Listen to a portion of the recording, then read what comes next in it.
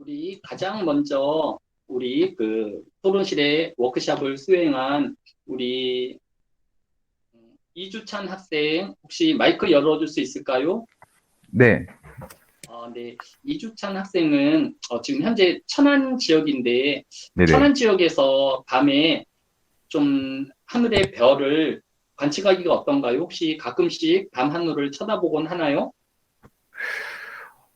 밤에 이제 제가 기숙사 사는데, 밤에 이제 산책 나가거나, 이제 그때 밤하늘 보긴 하는데, 이제 별이 좀 잘 많이 안 보이더라고요. 아, 그래요? 밖에서. 지금 천안 같은 경우에는 좀 아무래도 공업 지역이 없고 또 주변이 이 산이어서 아무래도 천체를 관측하는데 이 광해, 즉 도시의 불빛이 많이 방해가 되어지는데 그래도 천안 기숙사에 있으면 네네. 더 하늘을 관측하기에 용이할 것 같고 또뭐 좋을 것 같은데 천안에서도 별에 헤아릴 수 있는 숫자가 많지 않다 그러니까 근데 우리 네네. 이주찬 학생은 오늘 이제 관측하고 싶은 이제 행성이 토성인데 관측 예정 시간이 8월 1일이에요.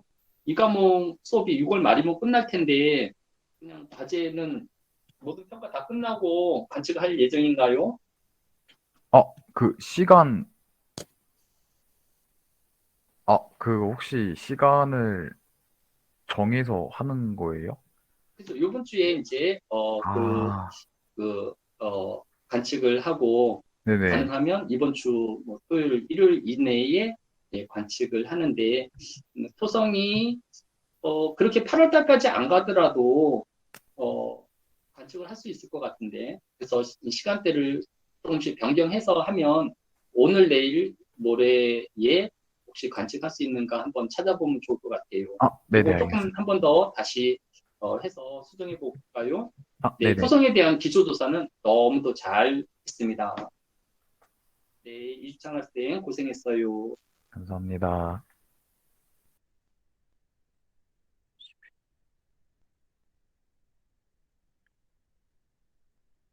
지금 그 이주찬 학생 외에는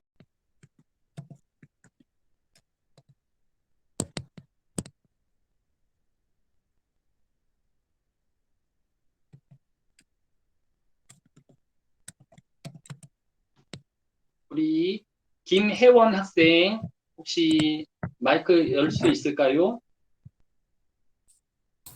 네, 네, 김혜원 학생 우리 그 지지난주 반장으로 또 수고해주고 또 오늘 과제도 상당히 이제 두 번째로 했으니까 상당히 그 창의성이라든지 또 수업의 참여성이라든지 상당히 우수한 재원입니다.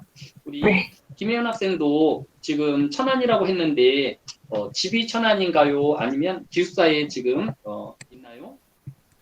저 지금 자취방에 있습니다. 아, 네, 천안에서 자취를 하고 있는데 우리 그 김혜연 학생이 고른 별은 지금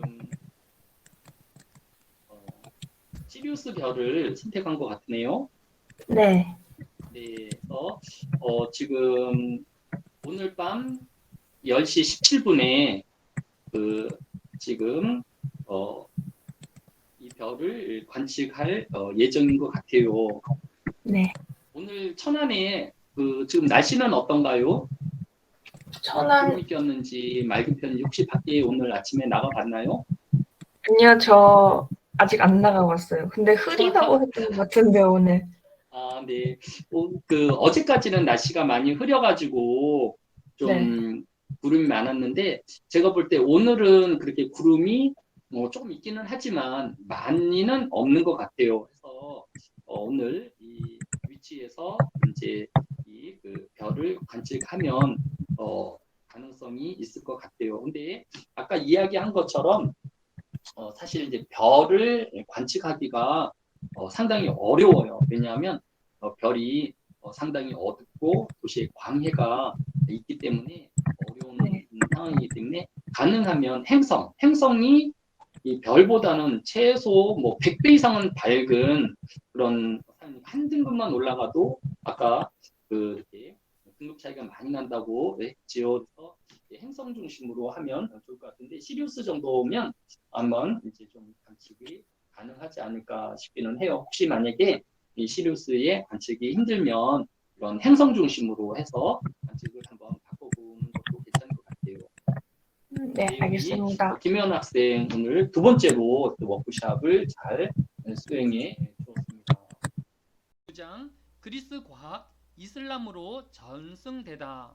교재 87페이지 밑에서 5번 줄을 보면 스위스의 역사가 야코프 브루크하르트가 1860년의 저작인 이탈리아의 르네상스 문화에서 근대 유럽의 문화는 14, 16세기경 이탈리아를 중심으로 전 유럽에서 일어난 문화, 예술 전반에 고대 그리스 문명의 재인식과 수용에 직접적인 뿌리를 두고 있다고 하였습니다. 교재의 저자는 88페이지 6번째 줄에서 브루크하르트의 정의는 중요한 한 가지를 강구하고 있다고 지적하고 있습니다.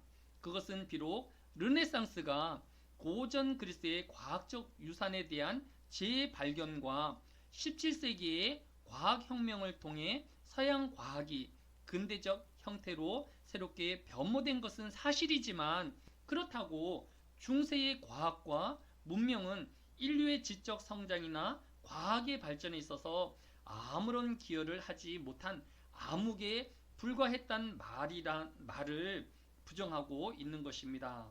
즉 르네상스를 과학과 문명의 절대화하는 것을 경계하고 있습니다.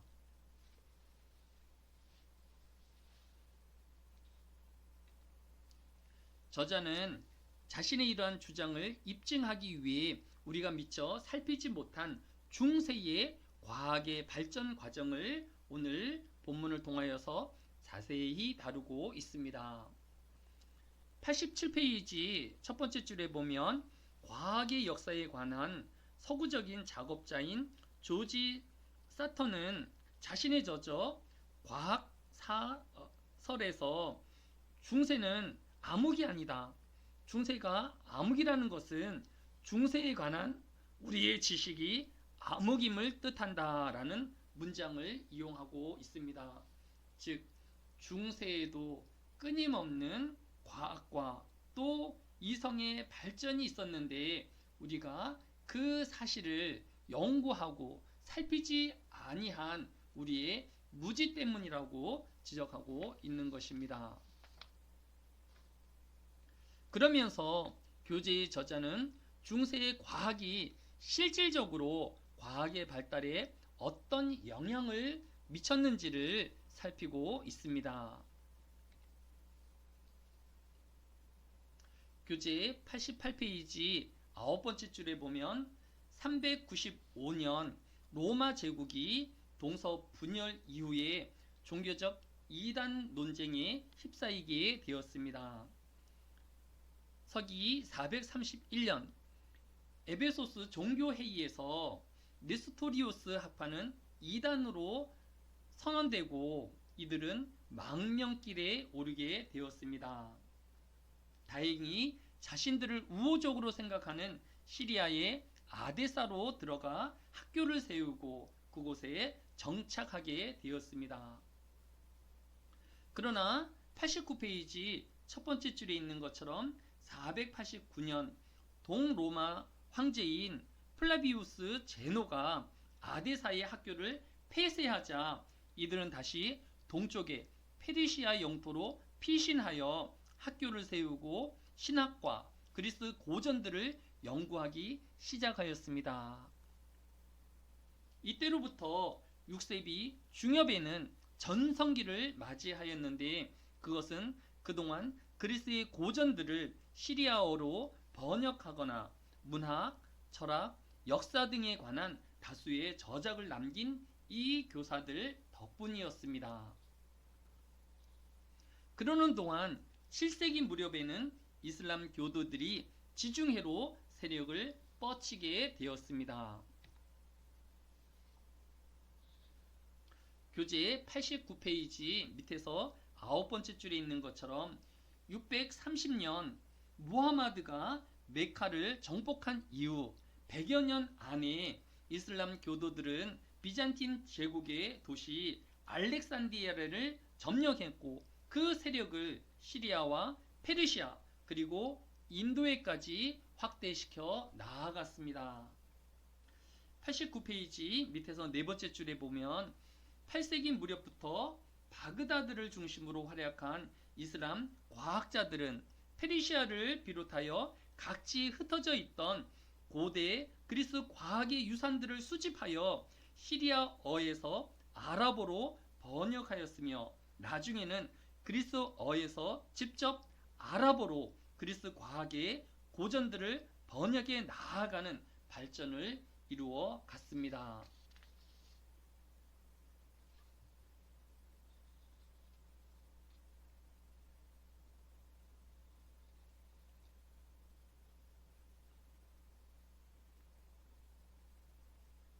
당시 이슬람의 수도 바그다드는 인구 100만 명에 달하는 거대 도시로 성장하였는데 이러한 세계적인 도시로 성장함으로써 이슬람 제국의 통치자들은 그리스, 페르시아, 인도 등으로부터 철학, 의학, 천문학, 점성술, 수학 등 다양한 분야의 학술 서적을 수입하였고 이를 아랍어로 번역시키는 데 재물과 노력을 아끼지 아니함으로써 바그다드는 동서고금의 지식과 지혜가 한 곳에 모여 새롭게 융합할 수 있는 최적의 환경을 제공받게 되어진 것입니다.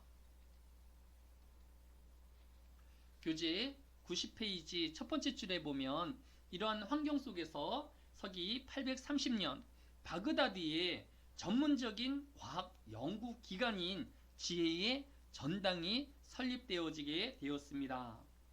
이 지혜의 전당은 우리가 알고 있는 아라비안 나이트의 주인공으로 잘 알려진 하룬 알라시드의 아들이자 아바스 왕조의 7대 칼리파였던 알 마문이 과학의 철학 서적들을 번역하고 연구를 위해 바그다드에 세운 것입니다. 이 지혜의 전당은 연구원과 도서관과 번역격을 합쳐 놓은 것으로 헬레니즘 시대의 프톨레마이오스 1세가 이집트의 알렉산드리아에 세운 무세이온 이래 최대 규모의 학술 교육 기관이었습니다.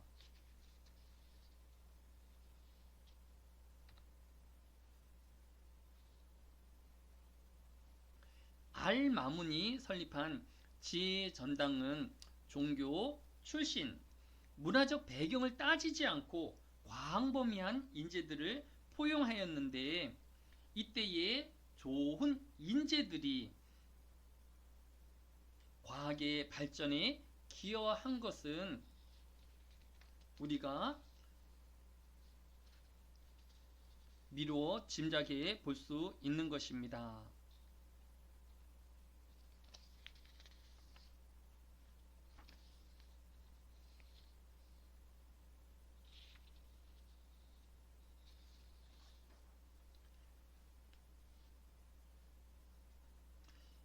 통치자들의 이런 적극적인 후원과 학문적인 분위기 속에서 날로 과학의 발전은 이루어 가고 있었습니다. 교재 90페이지 9번째 줄에 보면 후나인 이븐 이스하크가 서기 808년부터 873년까지 과학의 여러 업적을 남겼습니다. 그는 지희 집에서 번역 작업을 총괄하였으며 갈레노스, 아르키메데스, 아리스토텔레스의 저작 등 약 100여 권에 이르는 그리스 과학 고전들을 아랍어로 번역했습니다. 뿐만 아니라 후나인 이븐 이스하크는 인간의 안구에 관해 최초로 본격적인 연구를 통해 안구 해보들을 남겼는데 이 정밀한 안구 해보들을 담고 있는 그의 저서는 아랍 세계와 유럽에서 안과학의 표준 참고서가 되었습니다. 교재 91페이지 네 번째 줄에 보면 이븐 시나는 서기 980년에서 서기 1037년까지 살았던 인물로서 유럽 의학에 큰 영향을 끼친 의학 전범을 집필하였습니다. 이 의학 전범은 자신의 의학적 경험과 고대 그리스의 갈레노스를 비롯한 그리스 의학의 유산, 동시대의 이슬람의 의학적 지식, 그리고 인도와 페르시아의 의학까지를 총망라한 의학의 집대성이었습니다. 오늘날에도 이슬람 세계를 대표하는 단 한 사람의 지성인을 꼽으라고 하면 많은 대부분의 사람들이 주저없이 이븐 시나를 선택하고 있는 것을 볼 수 있습니다. 이븐 시나는 10대 시절에 코란을 다 외웠고 13살에 통치자 만술의 병을 치료하였으며 이 일로 왕조의 신임을 얻어 왕립 도서관에 자유롭게 드나들며 마음껏 공부할 수 있었다고 합니다. 그러나 왕조가 멸망하자 이븐 시나의 인생도 극적으로 변하게 되었습니다. 이곳저곳을 떠돌며 도피와 구걸, 방랑의 세월을 보내었습니다. 그렇게 많은 방랑의 생활 중에도 수많은 책을 썼으며 대표적인 책인 의학 전범 총 5권에는 생리학, 위생학, 병리학, 치료학, 약물학을 각각 다루고 있는 것을 볼 수 있습니다. 이 책은 17세기까지 유럽 의학의 기본서로 사용되었고 프랑스에서는 19세기까지, 인도와 파키스탄에서는 오늘날에도 교재로 쓰이고 있을 정도로 뛰어난 내용을 담고 있습니다. 특히 이븐 시나는 알코올을 소독제로 최초로 사용한 의학인이며 또한 소변 맛을 보며 그 사람의 당뇨를 진단하기도 하였다고 전해지고 있습니다. 또한 그는 눈의 해부학적 구조에 대해서도 대단히 자세하게 연구하였습니다. 이것은 로마의 최고 의사였던 갈레노스를 훨씬 뛰어넘는 수준이었고 동시대를 살았던 광학의 아버지 이븐 알 하이탐의 연구 결과보다도 의학적으로 더 깊은 연구의 결과물로 평가되고 있습니다. 이슬람에 일어난 뛰어난 과학기술은 이 외에도 교재 92페이지 첫 번째 줄에 보면 인도에서 0이라는 숫자를 도입함으로써 숫자의 표기법을 훨씬 간단하게 만들었으며 미지수 x를 놓고 방정식을 푸는 대수학 또한 이슬람 과학이 남긴 우리의 유산입니다. 이슬람 교도들은 활발한 상업적 거래와 토지의 분배, 재산의 상속 등 주로 실용적인 문제에 대처하기 위해 이러한 대수학을 발전시켜 왔던 것입니다. 결론적으로 교재 93페이지 7번째 줄에 있는 것처럼 지금까지 살펴본 바와 같이 중세의 이슬람 과학이 사실상 많은 분야에서 풍부한 과학적 성과를 남긴 것을 보여주고 있습니다. 따라서 중세 암흑설은 동서로마의 분열 이후 기독교에 잠식당한 일부 지역의 특수한 상황의 설명은 될 수 있지만 중세가 과학에 전혀 발전이 없었다라는 것은 설득력이 없는 것입니다. 9세기 이후 실질적인 서양의 과학을 이끌었던 이슬람 과학에는 이러한 과학의 발전과 또 수고로움이 담겨져 있음을 교재의 저자는 강조하고 있는 것입니다. 더욱이 중세의 이슬람 과학은 여전히 그 전모가 밝혀지지 않았기에 앞으로 이슬람에 대한 후속 연구가 진행되어진다라고 하면 이슬람 과학이 얼마나 풍성한 발전과 또 성과를 이루었는지 점차 더 밝혀져 나아갈 것입니다.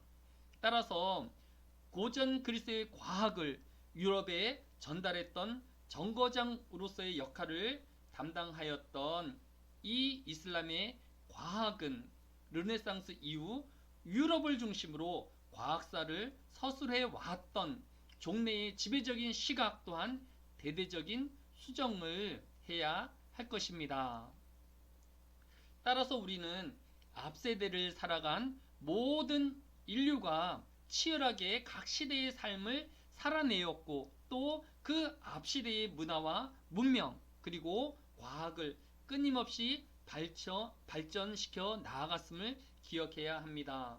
오늘날 많은 사람들이 중세는 암흑의 시대였다라고 단정하지만 그 암흑의 시대인 중세에도 이런 과학자들의 노력은 끊임없이 계속되었던 것입니다. 따라서 우리 또한 이 시대에 우리가 이 땅에 살아있음을 남겨주고 가야 하는 또 다른 누군가의 앞 세대이기 때문에 우리의 삶을 성실과 또 근면함으로 발전함으로 남겨야 할 것입니다.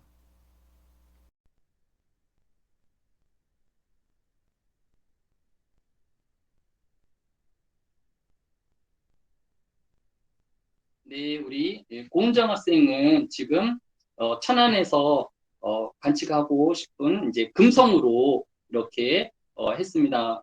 금성이 관측할 수 있는 시간이 상당히 제한적이에요. 그러니까 1시간 정도 우리가 금성을 관측할 수 있는데 그 시간이 4월 1일, 즉 내일 새벽 4시 32분에서 해 뜨는 시간 전까지 이렇게 관측을 할 수 있습니다.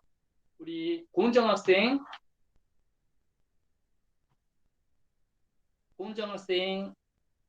네, 네, 우리 금성의 다른 이름을 혹시 알고 있나요? 아니요. 네, 금성을 우리가 샛별이라고 부르는데 그 이유는 해가 뜨기 전에 1시간 정도 가장 밝게 보이는 별이 금성이기 때문에 금성을 샛별이라고 부릅니다. 그런데 워낙에 밝은 별이기 때문에 거의 마이너스 4.9등급 정도 되어지니까 일반 별들보다 100배나 밝은 그런 밝기를 가지고 있는 것을 볼 수 있습니다. 그래서 우리 고은정 학생이 내일 4시에 일어날 수 있을까 좀 궁금한데 한번 꼭 일어나서 지금까지 금성을 본 적이 있나요? 별들은 많이 봤지만 그 별이 무슨 별인지 또 이름을 알아본 적은 혹시 있었나요? 정확히 없었던 것 같습니다. 네, 내일 새벽 4시 32분에 일어나기만 하면 금성을 찾을 수 있습니다. 그럼 한번 노력해 보기 바랍니다. 우리 고은정 학생이 기숙사에서 우리 금성을 관측하는 것으로 이렇게 좀 보고서를 잘 작성을 했습니다. 자, 우리 한 학생만 더 보도록 하겠습니다. 드디어 20번째 우리 김가은 학생이 북극성을 관측하겠다라고 하였습니다. 한번 내용을 보면 우리 김가은 학생 마이크 좀 열어줄까요?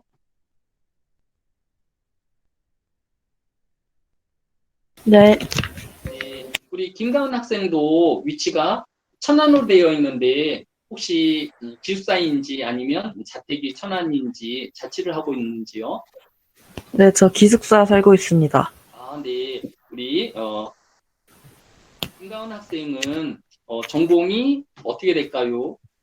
저 경찰학부 경찰행정학 전공입니다.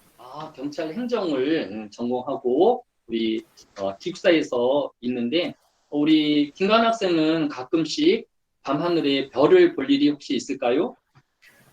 밤에 친구랑 같이 가끔 산책을 하는데 그때 가끔씩 봅니다. 네, 혹시 그 밤하늘의 별을 보면서 저 별이 무슨 별인지 또 어떤 별자리인지 이런 것을 구분할 수 있는 어떤 교육이라든지 또 이런 체험이라든지 이런 경험이 혹시 있었는지요? 그런 경험은 없었고 그냥 예쁘네 하면서 보고 네, 있습니다. 그냥 별이 이쁘고 그다음에 또 신비롭다라는 것만 알았지 이 별이 네. 어떤 별인지 또 어떤 별자리에 무슨 별인지에 대해서는 아직까지 관심이 없었다라는 거죠. 오늘 네. 우리 김관 학생이 선택한 별은 이 북극성 폴라리스라는 별인데 작은 별자리 중에 별일 중에서 가장 밝은 별입니다.